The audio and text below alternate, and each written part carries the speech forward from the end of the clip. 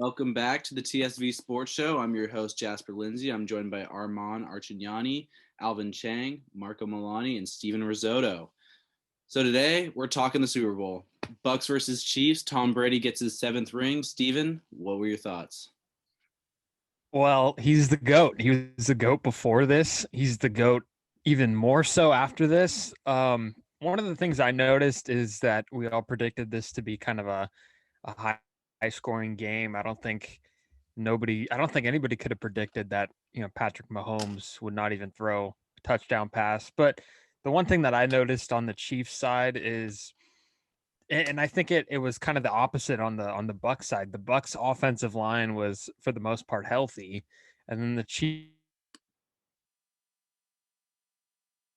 Steve? second half, he just had no protection. He was getting off throws that nobody even nobody even could picture. Well, only Patrick Mahomes could have gotten off the throws that he was getting off in the second half.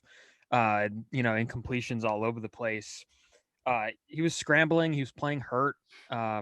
We found out today that he needs surgery to repair turf foot. But I don't know. I just think that Tom Brady. I mean, you can never bet, and that's the trend that you hear everybody saying is you can't bet against Tom Brady. And 7 rings, um, clearly the GOAT. I mean, I don't know what else to say. He played very well. I think the combination of him and Gronk was nice to see. It gave for a nice national story. Um, so it was a great night. I think it showed, especially in the NFL, that even though COVID happened this year, we got through a season, and that was a success, for sure. So I think that's the bottom line. Tom Brady gets another ring. He's going to play for a while. He's going to play for a long, I still see at least 5 years. That might be a hot take, but I would say 5 years. He's got 5 years left. But he adds another ring to his display. So, and honestly, why would you not want Tom Brady's life? Like, he's got everything. Everything you possibly want, he has. So, Tom Brady is the man to be right now. Yeah, and I mean, it'll be interesting to see how that take plays out. I mean, can he reach 10 Super Bowl rings? And if he does, just what the I don't even know. Um, but yeah, turf toe is no joke, and you could see Patrick Mahomes hobbling all game. And I think the craziest part of this whole thing is like 3 years from now, if someone asks me what's the greatest throw you've ever seen happen, it's gonna be that parallel to the ground Patrick Mahomes throw that wasn't even a completion. Like it's ridiculous the throws this guy can make. But yeah, I mean, big game. It was nice to see the Brady Gronk connection be revived. I think that's just great for football when Brady and Gronk are on. But kicking out to Armand, what'd you see in this game? Um, well, I touched on this last week. I was saying the Murphy Bunting and Tyreek Hill matchup was going to be a big talk and what's going to play out in this game. And for the most part, Tyreek Hill was quiet until he got a couple catches late in the game. But I think that front seven of Tampa Bay is serious. Like they caused some serious damage, knowing their right tackle and their left tackle were going to be out. And you can never, as we said, we can't bet against Brady. Instead of comparing goats, we should just enjoy them while they're here, like LeBron, the Ronaldos, the Messis. You got to just enjoy them while you can and see what happens in the next couple of years with Brady. Absolutely. All right, we're going to introduce a new segment to the show now. It is called Skating on Thin Ice with Marco Milani, where our resident hockey fan, Marco, gives us his hottest takes of hockey. So, Marco, let's get to it. So the Sharks will be playing tonight against the Los Angeles Kings in what is their final 2 games of this road trip. Ladies and gentlemen, they are returning to San Jose next week to face the Vegas Golden Knights. Prayers answered. Tonight at Staples Center, the lines will be this. This is unofficial. The Sharks haven't made an official tweet yet about their official line combinations. This is from the Locked On Sharks podcast, based on reports out of various Sharks reporters. The first line will be Vander Kane, Logan Couture, and Kevin LeBanc. Couture scored 11 seconds into the shootout loss against the Anaheim Ducks on, what was it, Friday night? Yes, I believe so. And now second line is Ryan Donato, Tomas Hertl, and Timo Meyer. Third line is Matt Nieto, Dylan Gambrell, and Marcus Sorensen. His first time on the third line as he was riding the fourth line this entire time. And finally on the fourth line, Noah Gregor, Patrick Marleau, and Rudolph Balzers, who made his Sharks debut last game after being traded to the Ottawa Senators in the Erik Karlsson trade, then being picked up off waivers just recently.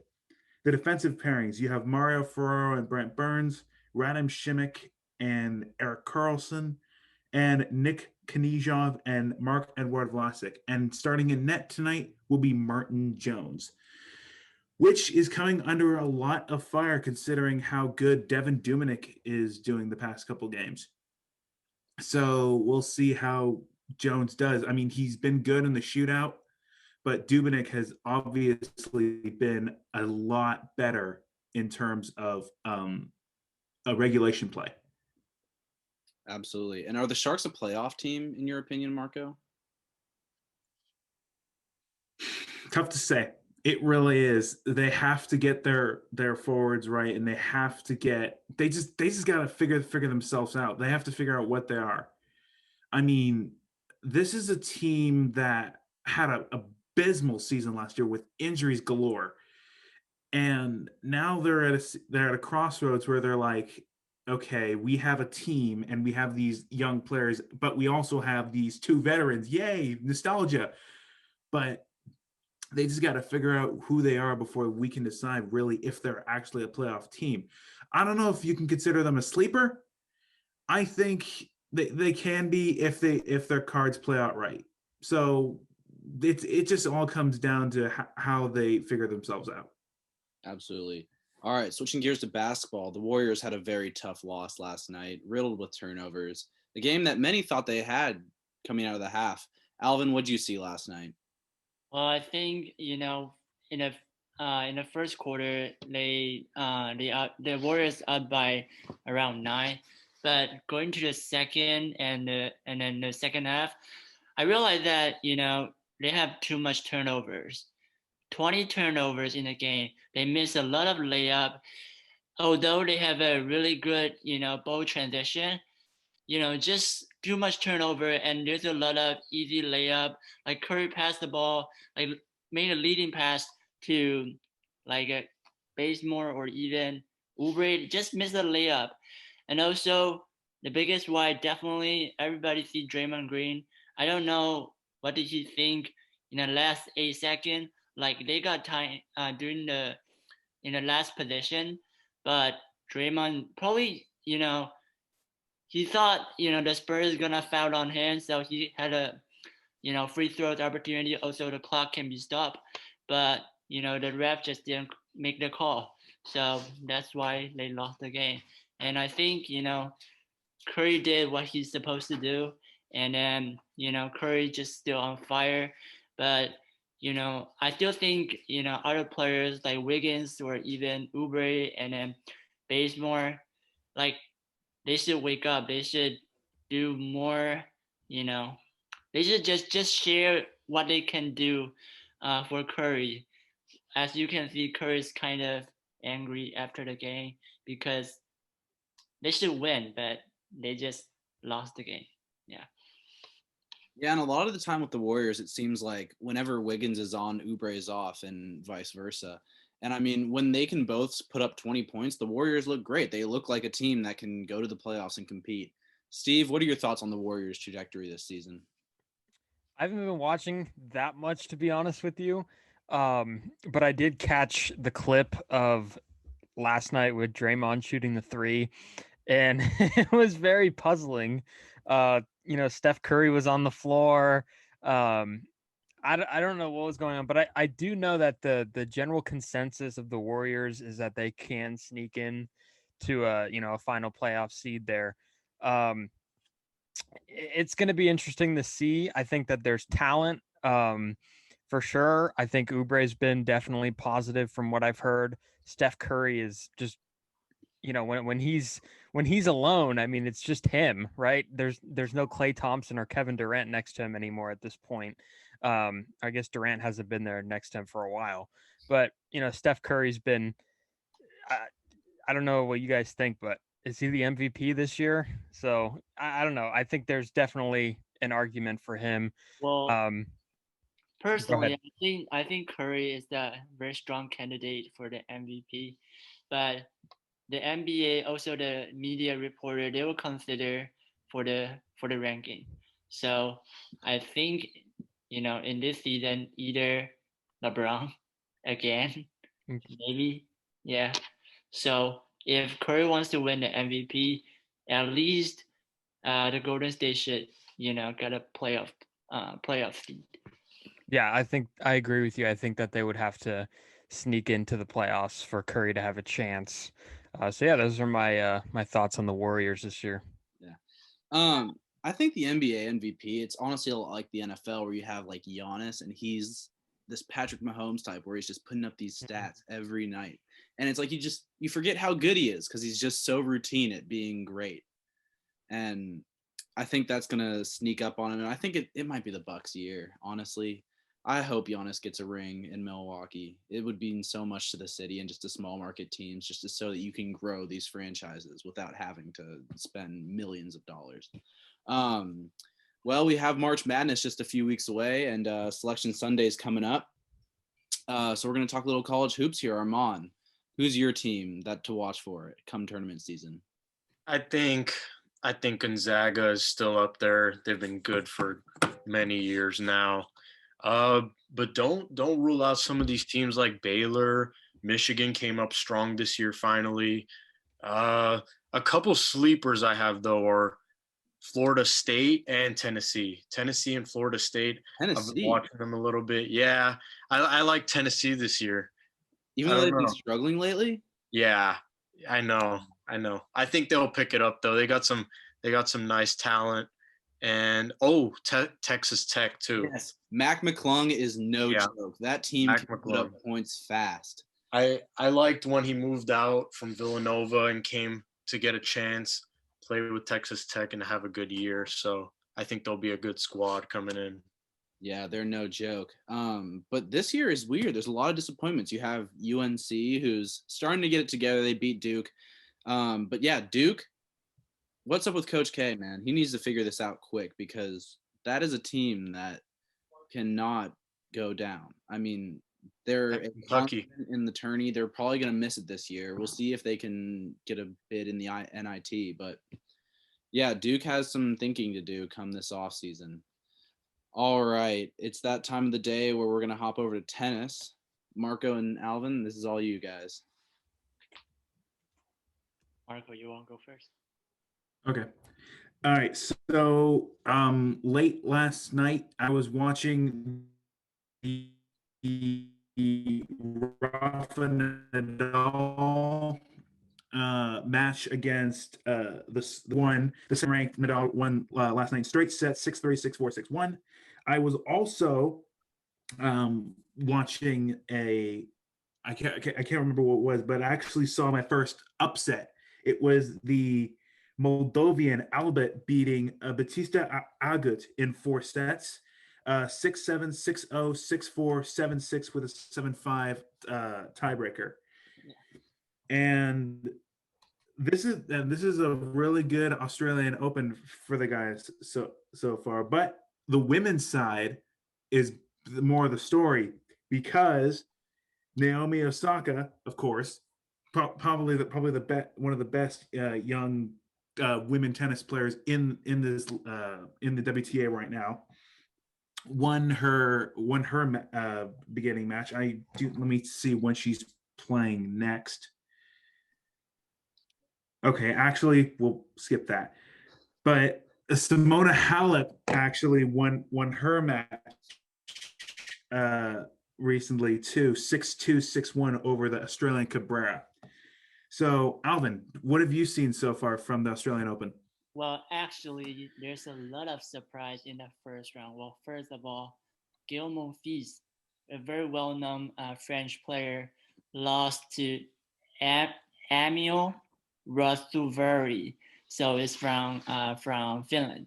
Also, David Goffin, like really famous from Belgium. He lost by the Australian Alexei Popperin. It was a 5 sets game, and also what I surprised for women's singles, everybody know Angie Kerber from Germany. So unfortunately, she lost in first round 6-0, 6-4 by Bernarda Pera, the American. Also, the Sloane Stevens lost by Yulia Potiseva from Kazakhstan 4-6, 6-2, 6-3. And then I think the reason why I saw so many top seed player lost in the first round probably is because the pandemic. Like since the French Open last year, it's been a while they didn't play, for the tournaments. So a lot of players, they don't have opportunity to practice during pandemic, and then that's the reason why this year the Grand Slam tournament there's a lot of different what we than what the tournament used to be, and also Novak Djokovic and then Rafael Nadal, they're still very stable in the first round, and then I hope to see them, battle with each other in the final. Speaking of Djokovic, he is playing at the 8 o'clock hour tonight against the American Tiafoe. And let's actually preview these next men's matches. At the 4 o'clock hour, we have Gerasimov and Karatsev. Warwinka against the Hungarian Fuchsovics. Muller against Schwartzman at the 6 o'clock hour. Martinez and Rusevori. Duckworth of Australia and Auger Alassim. And Milos Raonic. I think is it Raonic or Raonic? Raonic. I think it's Raonic. Okay. Raonic. Mute and Raonic, and then the Kazakhstanian Bublik against Lajovic, and then Dominic Thiem against Kupfer at the 8 o'clock hour on ESPN Plus. So that's some pretty good stuff on the men's side. Great to hear, guys. All right, it is time for 60-second rants. We got Steven up first. Steve, you ready? Yeah, go. All right. So first of all, Trevor Bauer, of course, our guy, signed a deal with the Dodgers. So I just want to get that out of the way. Also, shout out to the Let Them Play Foundation in California, or Let Them Play movement, I should say, in California. They're trying to get high school and college sports back on track. They've been putting a lot of pressure on the California government to get that done. So they've been doing an unbelievable job. Governor Newsom shouted them out today, did not shut them out. And he's strongly considering taking their offer. Also, MLB has announced its health and safety protocols for 2021. We will see 7-inning doubleheaders, automatic runner at second base in extra innings, no DH in the National League, which is stupid. Also, wearable contact tracing devices, masks, of course, and the active roster of 26 in September. Also, Yadier Molina back with St. Louis today. Legendary Cardinal returns where he belongs, and I will go ending right now. Okay, yeah. Great stuff, Steve. Yadier Molina ready to go? Amazing. Armand, you ready to go? Wait, what? Yep. All right, so we got news today that Russell Wilson is not happy with the protection that he's getting. So let's see what Seattle's going to do. I think they'll go in the draft and try to get a couple linemen to get Russell Wilson to cook. And we saw that earlier in the season when he was doing amazing. Thought he was going to be an MVP. Barely made it to the playoffs. Barely beat the lost to the Rams. And we have Andrew Luck talk about rumors that he's coming back. Darius Leonard was not happy about that. And I think what the Colts need to do is make a statement, go and try to get Wentz, go and try to go big, shoot your shot with Seattle, and go get Russell Wilson. I think that'd be amazing for them. I think if Russell Wilson really is available, which we haven't heard yet, I think the Colts could be a scary team to beat in the AFC. You already know that 49er fans are just fantasizing so much about Russell Wilson. Oh, yeah. Ridiculous. All right, Marco, you're up. Let's hear it. As if ESPN hasn't already been amazing putting out great content. It was announced this morning that before the Daytona 500, there will be a brand new E60 called Intimidator about Dale Earnhardt Sr.'s that big crash in 2001 at the Daytona 500. Seven-time champion Jimmy Johnson will be on there, as well as the people who invented the Hans device, or Hans, I can't remember how it's pronounced, that was really beneficial in saving a lot of people's lives in big crashes. That's going to be E60. That will be before the Daytona 500 at noon Eastern on ESPN on February 14th. I'm really excited. I will be watching it after I watch Al Davis versus the NFL at first, because I'm a pretty big documentary guy, and after the success of The Last Dance, it was good. Great stuff. Alvin, kicking it out to you. Let's hear it. So as we have seen, Tom Brady won his 7th Super Bowl title before yesterday, and people start to talk about who's the GOAT in sports.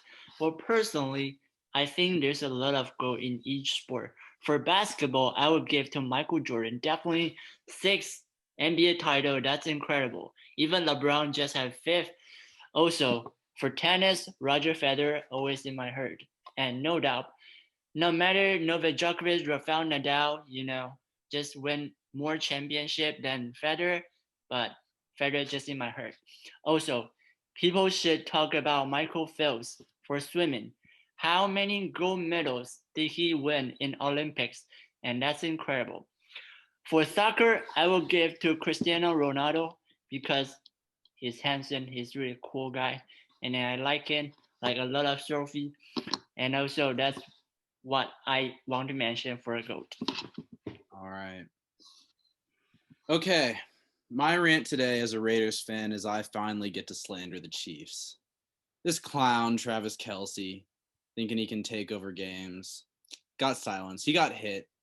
They were physical with him. Tyreek Hill, he didn't escape.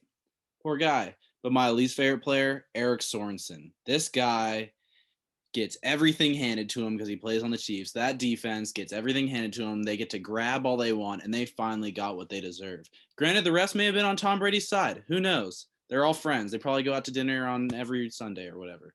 But, yeah, I mean, the defense of Kansas City Chiefs has gotten so many breaks just because Patrick Mahomes is their quarterback. It was so fun to watch them finally get what they deserve. Tyrann Mathieu, he can complain all he wants. He held him.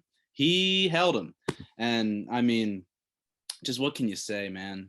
Brady showed the Chiefs who's boss. He's still Patrick Mahomes' daddy, and he'll continue to be until he retires at the age of 50. Well done. Oh, my gosh. All right. And we have one final segment on today's show. It's new segment alert. We have Marco's mock trade of the week. Marco, give it to us. All right. So last week I made the mock trade of Deshaun Watson with that 2 1s, 2 2s. Obviously, they're not going to trade him. I don't know about that. I highly doubt they're it. going to trade him. Don't get me wrong. The Texans are We'll going see. to trade Deshaun Watson. We'll see. So there is news. There is news this morning, and there was news in recent weeks that they are rumored to have called the Eagles and the Jets for information about Carson Wentz and Sam Darnold. Wait, the Texans have? So a good trade. No, I'm sorry, the 49ers. Oh. Oops. Well, actually, the Texans did reportedly call about Carson Wentz. So it's interesting you say that. So a good trade for the 49ers for Carson Wentz. I would say would be giving Carson Wentz and former Stanford's wide receiver J.J. Arcega-Whiteside, sending him over to San Francisco in exchange for Jimmy Garoppolo and a 2021 second and a 2022 second. For Sam Darnold, just trade either Garoppolo straight up or send a couple of seconds as well. Okay, let's talk about this real quick. Because are you telling me Carson Wentz and Jimmy Garoppolo aren't the same player? They're both guys who show little bits and pieces of what they can do, but they never put it all together. They're never going to win you a Super Bowl. Nick Foles had to win the Eagles a Super Bowl. That's true. And I mean, Sam Darnold, I like Sam Darnold better than I like Jimmy G just because of his upside. But I mean, it's just not a risk you take when you have a guy. Basically, if you're the Niners right now, you have to look at this as I'm getting the guy who beats Patrick Mahomes. I'm getting the guy who beats Tom Brady in the NFC Championship. And Jimmy G, yeah, he may beat the Packers in the NFC Championship, but he's not going to beat Tom Brady because Tom Brady doesn't shoot himself in the foot. Just doesn't happen. Also, I think there's a lot to do. If I'm the Niners, I got to be Deshaun Watson or bust. Really? Yeah, I mean, listen, a lot of the guys on the market, they're going to be equal skill level to Jimmy G, if not worse. So I have to go all out. And I mean, I don't know if the Niners can get that done. All right, riddle me this then. If you keep, then in that case, if a trade for Watson cannot happen, was a mock draft this morning from Yahoo Sports, courtesy of SNY in New York, that's saying the Niners select Trey Lance at number 12. Would you go with Garoppolo number 1, Lance number 2, and then battle it out with Johnson and Rosen for number 3? I think Johnson and Rosen both get cut. I don't think Josh Rosen makes it out of training camp. Even out of who would be the number 3 then? Beathard. Oh, okay. I mean, I like Beathard better than I like Josh Rosen. Beathard has actually won you a football game. Josh Rosen has walked out and thrown 5 interceptions and 1 touchdown. I mean, I don't know. Armand, you're a Niners fan. Give us your take on what the Niners should do here. I think I agree with what you said about Watson or bust. I think if you can't get Watson, you don't panic. You don't go out and get Wentz or maybe even Darnold. I think you just stick with what you have for another season. Put Jimmy G in, put his money where his mouth is, and have a good season. Try to get us back to that Super Bowl, and then if he does play good, maybe give him a smaller contract as he's going into his last year. But honestly, we'll see what happens. I think it's Watson or bust right now, though. Yeah, I mean, what we've seen from John Lynch as a GM is he doesn't take that risk. Like, I mean, you saw with DeForest Buckner. He didn't take a risk. He just traded him straight up. So I think there's just too much of a risk factor surrounding Carson Wentz and especially Sam Darnold. Like, you have a team that can compete for a Super Bowl. You have a defense that, with a few tweaks, maybe can really get you over the top. But I think I like what Marco said. I think the Niners should probably draft a quarterback, just someone who they have just in case. But I don't see them trying to trade for someone of equal or lesser value than Jimmy G. All right. Any final thoughts for today before we wrap this up? No. Well, thank you. Actually, let me make an addendum to my line combination this morning. During the show, there was an official tweet that was sent out by the Sharks as to their projected lineup. I was incorrect about these second and third lines. Rudolph Balcers will actually be playing on the second line with Patrick Marleau and Noah Gregor, and Marcus Sorensen will still be on the fourth line left wing with Gambrell and Nieto. The rest is the same. Also, rest in peace, Pedro Gomez. And Marty Schottenheimer, former head coach. Wow. That's a little bit of a damper way to end this episode, but thank you guys for tuning in. As always, I'm your host, Jasper Lindsay, Armand Archunani, Alvin Chang, Marco Milani, and Steven Risotto. Thank you, and we'll be back next week.